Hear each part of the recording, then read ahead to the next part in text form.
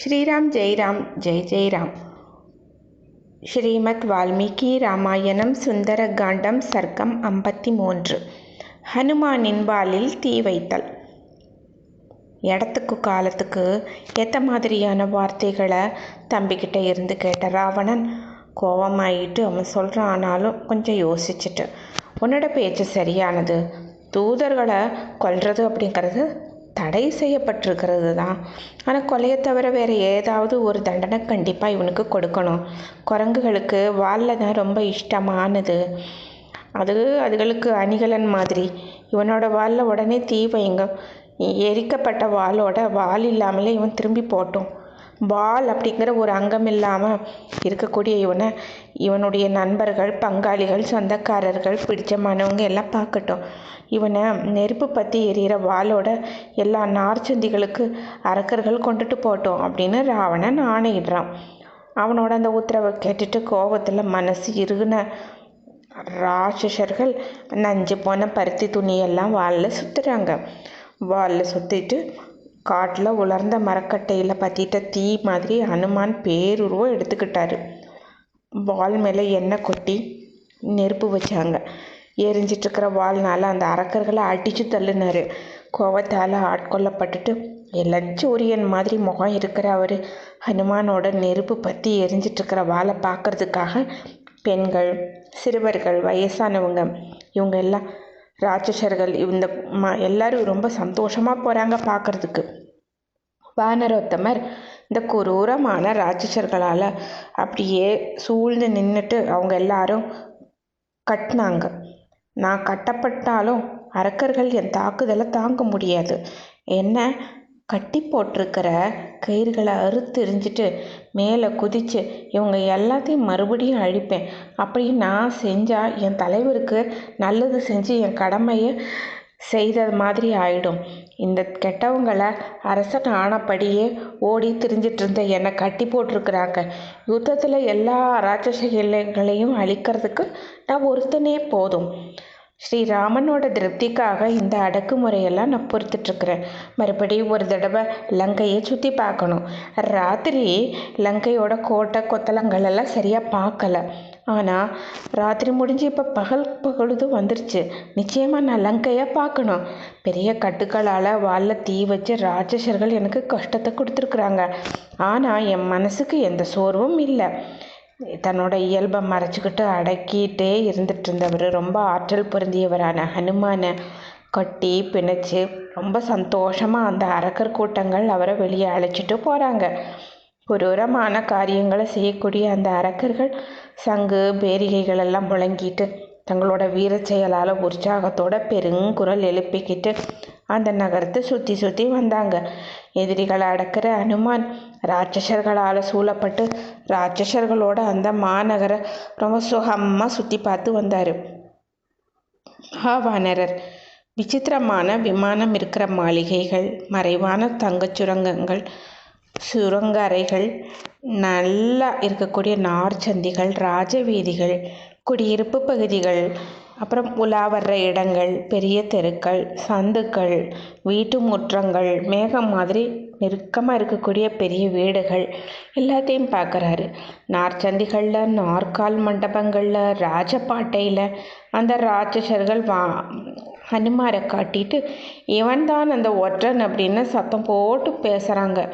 அங்கங்கே இருந்த பெண்கள், சிறுவர்கள், வயதானவங்க எல்லாம் எரிஞ்சிட்ருக்கிற வால் இருக்கக்கூடிய ஹனுமானை ரொம்ப சந்தோஷமாக பார்க்க வராங்க. ஹனுமானோட வாலில் நெருப்பு வைக்கப்பட்ட அந்த செய்தியை விகாரமான கண்கள்லாம் இருக்கக்கூடிய அந்த அரக்கிகள் சீதா பிராட்டியார்கிட்ட போய் சொல்கிறாங்க. சீதா, சிவந்த முகம் இருக்கக்கூடிய ஒரு குரங்கோட நீ பேசிகிட்டு இருந்தியே, அது வாலில் நெருப்பு வச்சு ஊரை சுற்றி கொண்டுட்டு போகிறாங்க அப்படின்னு இந்த கேட்டதும் சீதா பிராட்டியாருக்கு தான் உயிரே பறிக்கப்பட்ட மாதிரி துடிச்சிட்டு போய் அக்னி பகவான்கிட்ட சரணடைகிறாங்க. அந்த வானரரோட சேமத்திலேயே கருத்து இருக்கிறவங்களா இருக்கிறாங்க. நல்ல அகலமான கண் இருக்கக்கூடிய சீதா பிராட்டியார் தன்னை நல்லா சுத்தம் செய்துட்டு அக்னி பகவானை வேண்டிக்கிறாங்க. நான் என் கணவருக்கு பணிவிடைகள் செய்தது உண்மைன்னா, நான் தவம் செஞ்சு இருக்கிறது உண்மைன்னா, நான் கற்புடையவள் அப்படிங்கிறது நிஜமான ஹனுமானுக்கு குளிர்ச்சியை கொடுங்க. ஞானியான ஸ்ரீ ராகவனுக்கு என்கிட்ட கொஞ்சம் கூட இறக்கம் இருக்கிறது உண்மைன்னா எனக்கு இன்னும் சிறிதள வேணும் நன்மை ஏற்படுறதுக்கு இடம் இருக்கும்னா ஹனுமானுக்கு குளிர்ச்சியை கொடுங்க. தர்மாத்மாவான ஸ்ரீராமன் நல்ல நடைத்து இருப்பவள், அவரை பார்க்கணும்னு பேராவல் இருக்கக்கூடிய என்னை அறிஞ்சிருக்கிறது உண்மைன்னா ஹனுமானுக்கு குளிர்ச்சியை கொடுங்க. சத்தியம் தவறாத சுக்ரீவன் இந்த துயரக்கடல்ல இருந்து என்னை காப்பாற்றுவார் அப்படின்னா உண்மைன்னா ஹனுமானுக்கு குளிர்ச்சியை கொடுங்க. அப்போ கொழுந்து விட்டு எரிஞ்சிட்ருக்கிற அக்னி சீதா பிராட்டியாருடைய பிரார்த்தனையை ஏற்றுக்கிட்டு வானரரோட க்ஷேமத்தை பாதுகாப்பாக பார்த்துக்கிற மாதிரி படபடக்காமல் வளமாக சுழிச்சு பிரகாசிக்க ஆரம்பிக்கிறாரு. தந்தையான வாயு தேவனும் ஹனுமானோட வாலில் நெருப்பு பற்றிட்டு இருந்தாலும் பிராட்டிக்கு மன திருப்தியை கொடுக்க விரும்பி பனிமலையோட காற்று மாதிரி குளிர்ச்சியை வீசினார். உஷ்ணத்தை கொடுக்காம வால் எரிஞ்சிட்ருக்கிறத பார்த்துட்டு ஹனுமானுக்கு யோசனை வருது. ஆஹா, ஜுவாலை விட்டு எரிஞ்சிட்ருக்கிற அக்னி என்ன காரணத்தினால என்ன பொசுக்கலை? பெரிய பெரிய ஜுவாலைகள் காணப்படுது, ஆனால் எனக்கு எந்த தொந்தரவுமே கொடுக்கலை. வாளோட நுனியில் குளிர்ச்சியான பொருட்களை குவிச்சு வச்சிருக்கிற மாதிரி இருக்குது. இது தெளிவாக புரியுது எனக்கு. சமுத்திரத்து மேலே நான் பறந்துட்டு இருந்தப்போ ஸ்ரீராமனுடைய மகிமையினால் கடலுக்குள்ளே மறைஞ்சிருந்த மைனாக மலை வெளியே வந்த சம்பவத்தை நான் ஆச்சரியத்தோடு இந்த என் கண்களால் பார்த்தேனே.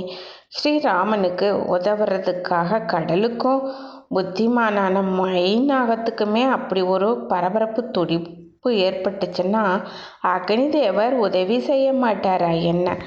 சீதா பிராட்டியாரோட பேர் இறக்கத்தால் ஸ்ரீ ராகவனோட திவ்ய சக்தியால் என் தந்தைக்கிட்ட இருக்கிற நட்புனால அக்னி என்னை எரிக்கலை. இப்படி சிந்திச்ச ஹனுமான் இனிமே என்ன செய்யணும் அப்படின்னு யோசிச்சுட்டு கொஞ்ச நேரம் அவரை தனக்குள்ளேயே யோசனையில் ஆழ்ந்திருக்காரு. குபீர்னு மேலே எழும்பி பேரிரைச்சல் போட்டுட்டு வெற்றி வீரரான மாருதி குதிச்சு எழுந்து மலைச்சிகரம் மாதிரி உயர்ந்திருந்த அதிகமான பாதுகாவலர்கள் இல்லாததான நகர வாயில் மேலே ஏறிக்கிட்டாரு. மலை மாதிரி பேருருவம் எடுத்து ஒரு வினாடி பொழுதுல மறுபடியும் ரொம்ப சின்னதாக சுய உருவத்தை எடுத்துட்டு அந்த அறிவில் சிறந்த மாருதி கட்டுக்களை உடச்சி எரியறாரு. தலைகளில் இருந்து விடுபட்டதும் ஹனுமான் மறுபடியும் மலை மாதிரி உருவம் எடுத்துக்கிட்டாரு. சுற்றி பார்த்தபோது வாசப்படியில் சாத்தி வைக்கப்பட்டிருந்த பரிகம், அதாவது உலக்கை அப்படிங்கிற ஆயுதத்தை பார்க்குறாரு. உடனே இரும்பு பிடி இருக்கக்கூடிய அந்த உலக்கையை எடுத்து அங்கிருந்த காவல்காரர்கள் எல்லாரையுமே பலமாக தாக்குனார் மாருதி. யுத்த பராக்கிரமம் இருக்கக்கூடிய ஆஞ்சநேயர் அவங்களெல்லாம் கொண்டுட்டு மறுபடி நகரத்தை சுற்றி பார்க்க விரும்புகிறாரு. அப்போ வாலில் கொழுந்து விட்டு எரிஞ்சிட்டு இருந்த நெருப்போட ஒளியால் கிரணங்களோடு இருக்கக்கூடிய சூரியன் மாதிரி அவர் பிரகாசமாக இருந்தார். ஸ்ரீமத் வால்மீகி ராமாயணம் சுந்தர காண்டத்தில் 53வது சர்க்கம் முற்றிற்று. ஸ்ரீராம் ஜெயராம் ஜெய ஜெயராம்.